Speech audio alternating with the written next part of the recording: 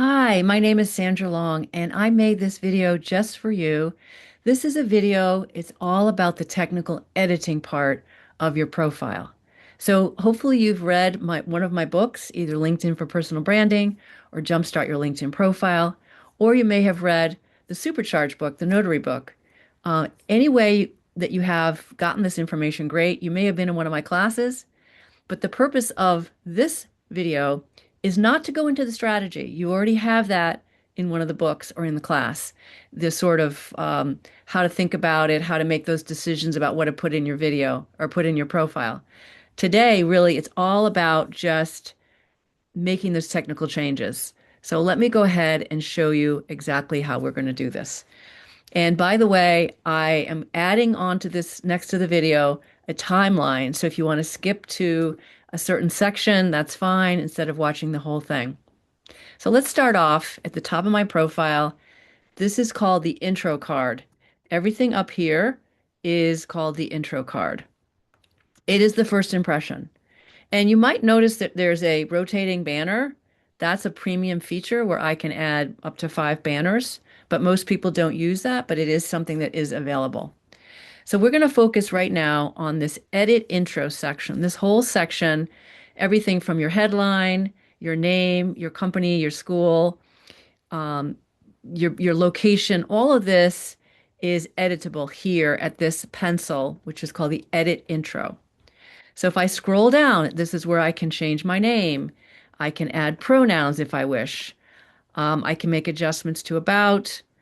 I can decide if I want to show my current company in the intro card. I can decide about showing my school, and I absolutely like showing my school and my company.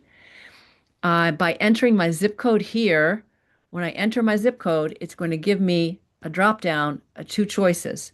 So typically, if you're from a little town like me, I enter in my zip code, it shows Exeter, New Hampshire, but I can also choose Greater Boston. Then I pick my selection and save it here. So all of this is here. Links to everything you need is right here. So this is called the edit intro. So also on this intro card, and by the way, on the edit intro, you can look at chapter 9 in LinkedIn for Personal Branding to get more information, or chapter 3. And especially on the headline, there's a lot of strategies and ideas on the headline. In addition, in the tip book, look at tip number 9, and on tips for all of this, because you want to make sure you're putting in the best information. All right. So now we're still at the top of the profile, and I wanted to show you up here. You might not have seen this, but public profile and URL. If I click on this pencil, um, basically this here is my URL, and it's customized. And so by clicking on this pencil, this is where I can make a change. And you'll see some good examples in all 3 books, actually. And you want to try to get your clean name here instead of all those digits. So that edit pencil is where you do that. Now here on the left-hand side, you can see this is the profile that people will see who do not have a LinkedIn. They don't have a LinkedIn account. So maybe they come in from Google. They have no LinkedIn account. What will they see? Well, it's up to you. You have a choice here of making it publicly visible outside of LinkedIn. So it's on or off. And I keep mine on, and I recommend that.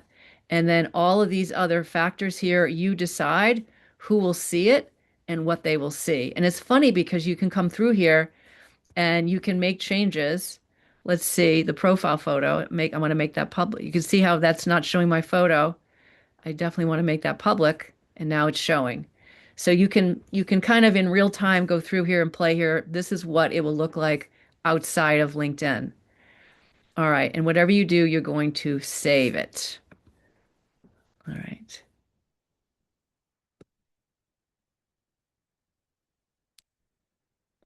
All right. Now, also at the top of your profile, this is where you can adjust your photo. So your photo is here. By clicking on that, if you don't have a photo, you just click on it, and you can update it, upload it. You can delete it. And the other thing is you're going to edit it here, which is very important. A lot of photos I see are too far back. So you can zoom in using, play around with these filters and cropping it. And so that really you just want that top part of your head and shoulders. And then once you're happy with it, you can save it. One other feature here is very important is this setting. So visibility setting, you want to make sure everyone can see your photo. So if it says only first degree, that's really a turnoff when someone comes to look for you. So that's where you would change that just by clicking, and you'll see it will say it should say anyone to make sure that everyone can see it. All right.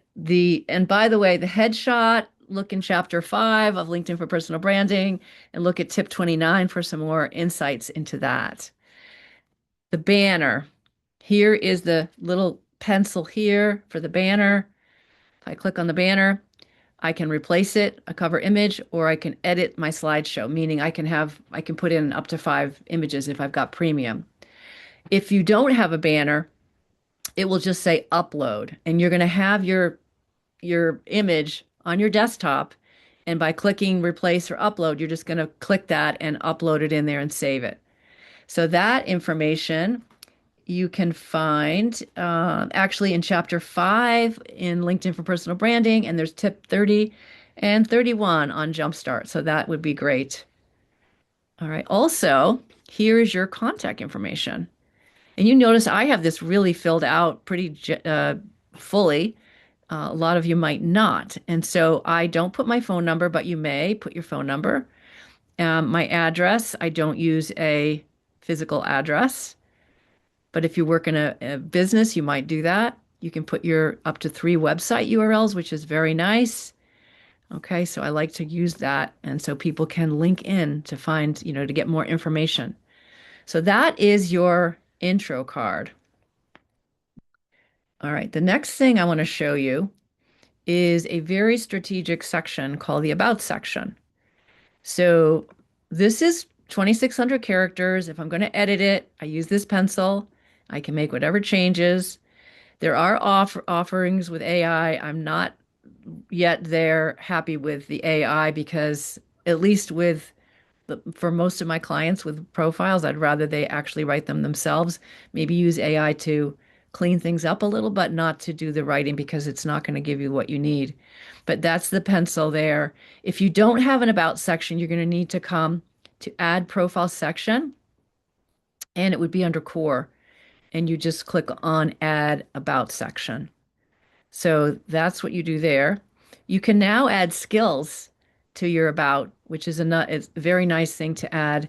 And I'll be talking more about skills in a few minutes. Now, the about section is a big deal. And in chapter 9 of my book, I have about 20 pages with examples. I've got 5 people's examples.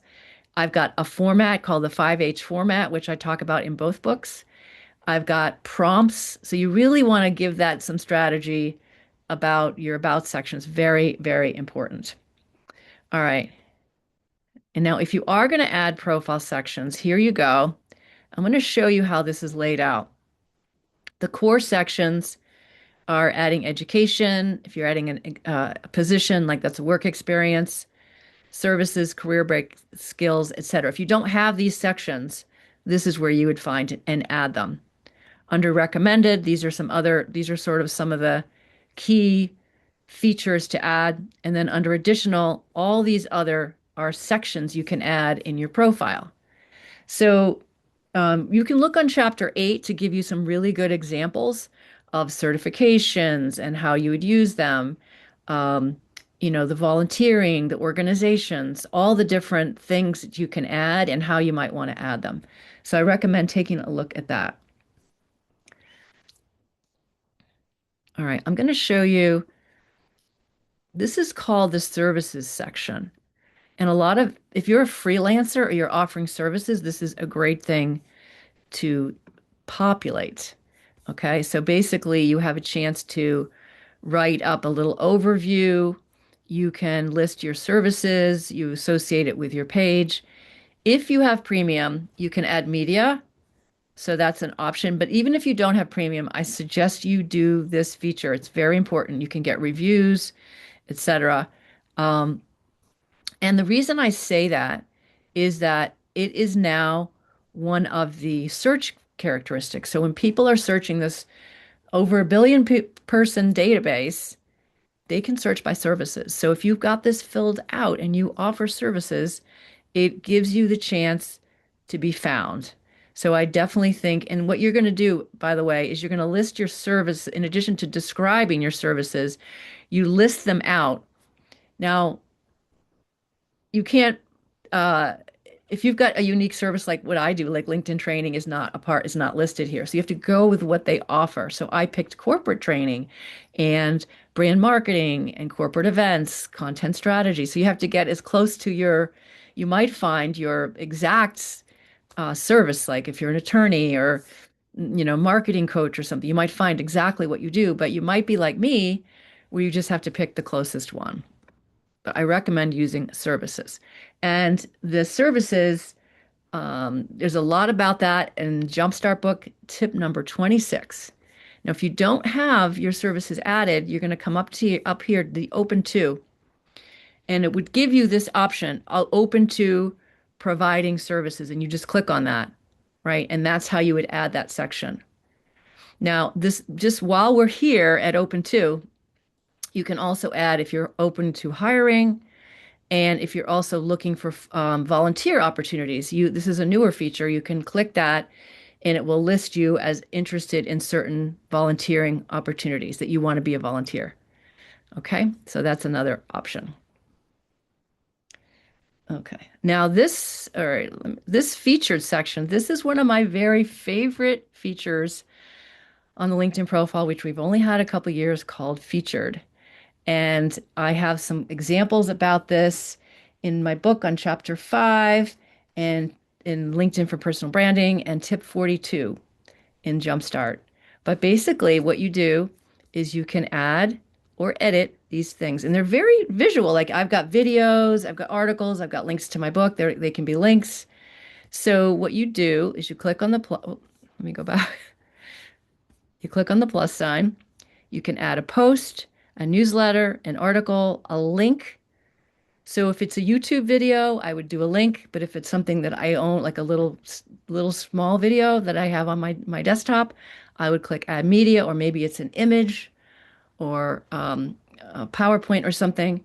If it's premium, I can add content from my profile. So for example, maybe it's a great recommendation. I can do that. So whatever I do here, I always test it.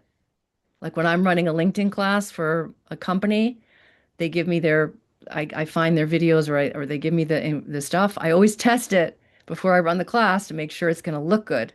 So you might want to make sure you are testing it. But if you are going to add a video, make sure it's very short, right? But it's very nice to have that featured section. Now, this next section I love, and I wrote about this in the Jumpstart book, and it was tip number 46. So when you come to someone's profile, you can click through and look at their posts, their newsletter, their comments, their videos, their images, etc. But you may not know this, but you on your profile can edit this to display what you wish just by clicking on this pencil here up in the upper right corner. And you click on it and you just indicate what you want to feature. So I feature my newsletter, but you can pick whatever you like and you can change it. So that's what is a great feature to have. Okay, that was all right. So we're moving right along here. The next section, I want to kind of dive into experience section a little bit. So, you can add it at the top if it's not already there. If it is here, if you have some experience, you can add additional positions. You can add a career break. If I'm adding a position, it's going to be asking me the title, the employment type, which this is sort of optional, but you can use it if you like. The company. Now, when you add the company, make sure as you're adding it that you click the drop down. That's how you make sure you get the logo. If you just type it in like that, you won't get the logo. You want to make sure you click the drop down. All right. And then you indicate that you're currently working, your start and end date. And then you can put your location and a description, right? You can also read through all of this as you go through. You can add some skills now. You can add media. You can really puff up every experience quite nicely. And you have quite a lot of characters. Be careful though, where, about your profile, your headline, because you want to be thinking about that sort of separately. So I'm going to click on this. So if I'm going to come to edit, I'm clicking on the edit and then I'm going through and picking which one do I want to edit. So it's really like two pencils. Let me go back. So I'm here and I click on the edit pencil and now I've got all these and I click on the one I want to edit. Okay, and that's what I can do. Um, okay. So the other thing is you can see I use all the features. I have my title. I put in some images, right? I put in skills. So you can really puff that up and make that however you like it. All right. So now let's go take a look at, let me actually go back 'cause I'm sort of in experience. Let's go backwards. All right. Education, very similar idea. You, you can put in a description, you can put in media, right? You can add it just like you do with education. The experience is very similar. You can put your dates in here. It's optional if you want to put the dates for your college. If you graduated a long time ago, you don't have to put that in if you don't want to. I think it's a good idea to put your activities in, your description. You can add skills, you can add media, all this under education. And by the way, you can notify your network, um, either on or off here if you want to notify them. That's another feature that's also in experience as well as in education. So that is pretty much education. And by the way, let me show you something else. The education that shows up here is the one that is the first one in the education line, right? So if you have two colleges, the one that's on top is the one that will show here. So in order to make that change, all I need to do is use this and I can reorder, right? Right. So that's your choice of what you want to show on top. Now if you know from the education, when you read my book, either one of my books, you'll know that I don't recommend putting in courses, not professional education. This is really higher education, high school and college and graduate school. Those kind of things I think should be the best ones under education. All right. Licenses and certifications. All right, so these are great. It's the same idea at the top. You can add that section.